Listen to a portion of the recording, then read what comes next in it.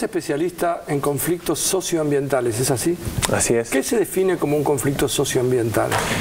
Conflicto socioambiental se define como un proceso de competencia y hostilidad entre actores sociales que pujan por un recurso natural o por un bien común, digamos, que tiene que ver con lo ambiental.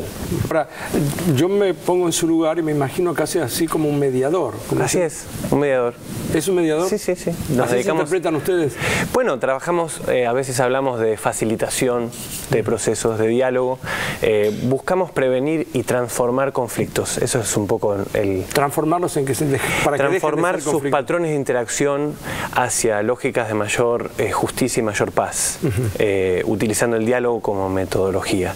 Pero lo interesante es que pensamos la transformación y no la resolución, porque la conflictividad socioambiental y particularmente aquella que gira en torno a este tipo de recursos estratégicos no se resuelve. Es una constante tensión. Lo que se hace es transformar interacciones basadas en la violencia y en la imposición a interacciones más democráticas, donde haya más simetría, donde haya más acceso a la información. Ahora, yo lo escucho hablar y a mí me suena un poco a Walt Disney, ¿no? O sea, un mundo así un poco etéreo, en donde sería bárbaro que todo el mundo se junte en una mesa y discutamos nuestras diferencias, porque en algún lugar hay un conflicto planteado. Sí. Serio. Serio. Y hay mucho dinero en juego. Sí. Lo cual lo transforma en mucho más serio para un grupo de personas. Así es. Hay un recurso natural que algunos que quieren expropiar, que lo quieren sacar y se lo quieren llevar encima.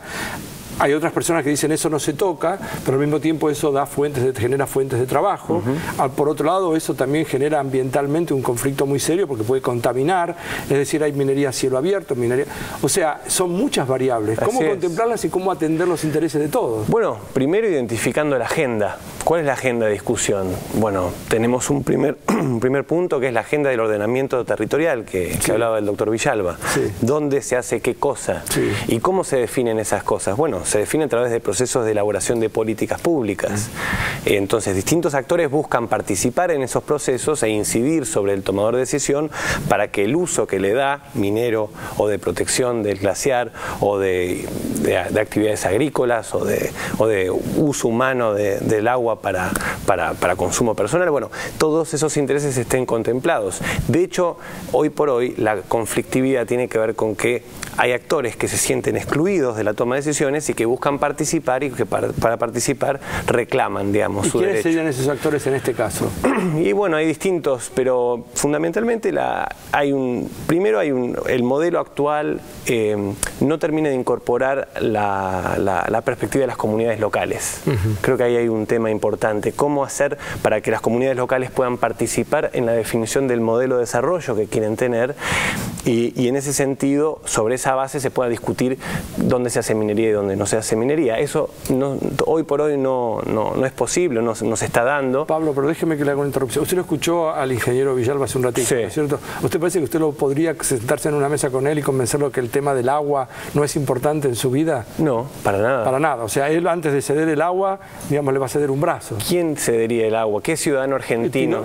Bueno, pero hay algunas personas a lo mejor que no viven en el lugar, para los cuales el agua les es irrelevante, porque si hay una persona que vive, por ejemplo, en la capital, lo que pasa en Mendoza, digamos, es que es así, esto es una realidad. Como les importaría poco a los que viven en Mendoza si en la capital, digamos, se inunda la avenida Juan B. Justo, por ponerlo de esa manera. Entonces va a ser muy difícil convencerlo a Villalba y a la gente que él representa de que van a tener que ceder una parte de ese agua. Bueno, por eso es la importancia de darle voz a las comunidades locales que son las directamente implicadas en cualquier tipo de explotación de recursos naturales que suceda en su alrededor. Es muy importante darles esa voz y generar procesos de consulta y a la vez trabajar en el desarrollo de un Estado capaz de controlar, ¿no? Desarrollar institucionalidad capaz de generar información propia, y de educar. Y de educar, tal cual, porque igual la conflictividad tiene algunos efectos positivos, que es la conciencia. Después después del conflicto del campo, ahora sabemos mucho más qué es lo que nos llevamos a la boca, digamos, y cómo se producen los alimentos en Argentina. Bueno, la conflictividad asociada a la explotación minera también nos educa respecto a cuáles son los recursos estratégicos que tenemos en la cordillera y qué se necesita para protegerlos mejor. La ley de glaciares es una ley que no es antiminera, pero sí marca reglas en donde se puede hacer minería y donde no, vinculada a la protección de un bien estratégico como son los glaciares. Y esto es algo que a la Argentina nos permite aumentar los niveles de conciencia sobre lo que tenemos en juego. Y bueno, por eso luego tener más capacidad para legislar y para hacer política, ¿no? Y de hecho hemos generado un espacio de diálogo, una plataforma de diálogo sobre minería, democracia y desarrollo sustentable, que forman ONGs y universidades que nos dedicamos a trabajar estas cuestiones y que buscan promover una agenda, digamos, de transformación sobre la cuestión de la minería.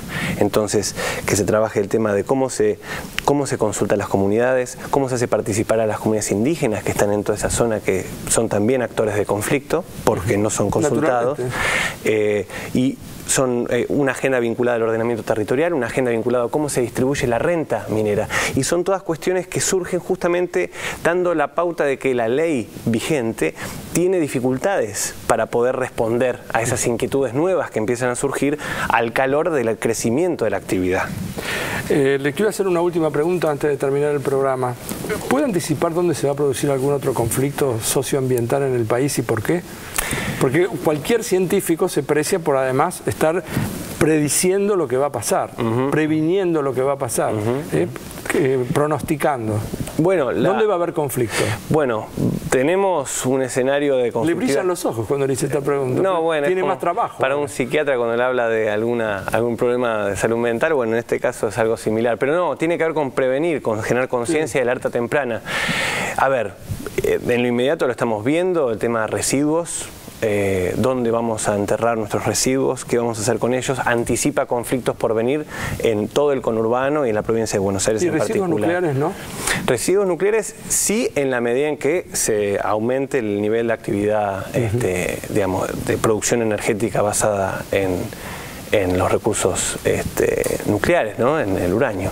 Podría llegar a ser, pero hasta ahora, digamos, no residuos, en particular residuos producidos por la ciudad, que la pregunta es dónde se coloca y eso genera un conflicto. Y después, la expansión de la frontera agrícola genera múltiples conflictos a lo largo de todo el Chaco, la zona de Santiago, todo lo que implica el avance sobre la selva o sobre el monte de la frontera agrícola también genera muchos conflictos y generará.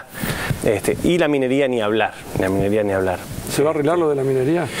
Y depende de la capacidad de los tomadores de decisión, ¿no? Y de escuchar a las comunidades y a los científicos y tomar decisiones basadas en la evidencia. Es muy importante. Él es Pablo Lummerman, es doctor en Ciencias Políticas. Este ha sido un programa especial de Científicos de Industria Argentina atendiendo a una necesidad que es la que no me voy a cansar nunca de decir. Necesitamos estar educados. Es imposible saber de todo, es imposible saber de algo, ya no hablemos de saber de todo. Pero la única manera es tratar de consultar a aquellos que le dedican la vida a pensar. En este programa ustedes han tenido la oportunidad de escuchar distintas voces apasionadas, defensoras de lo que ellos están estudiando. Y les reconocemos a cada uno de los actores que vinieron al programa la buena fe para venir a contar por qué defienden lo que defienden. En particular, el sustrato de todo esto es que cada uno de nosotros se va mejor después de esta hora de programa que lo que estaba antes. Escuchó otras voces. Si queremos construir una sociedad en donde cada uno se sienta representado, queremos discutir en qué sociedad queremos vivir, este programa tuvo esa intención. Nosotros nos reencontramos dentro de una semana, como siempre, aquí en Canal 7 en la televisión pública. Chau y gracias.